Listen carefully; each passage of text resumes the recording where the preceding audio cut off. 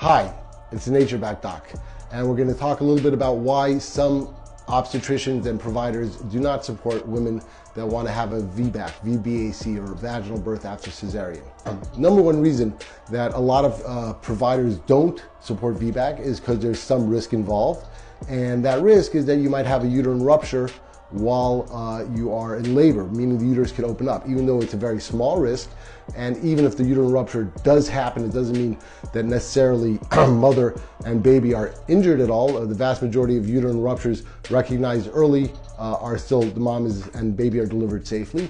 But it is definitely a risk, and it is a risk that many providers don't want to take because it requires them to babysit the patient in the hospital. So, imagine you are an obstetrician and you are getting paid the same regardless if you do a repeat cesarean section or you labor the patient, and there are increased risk when you labor the patient, both to your mental health and to your liability, your malpractice liability.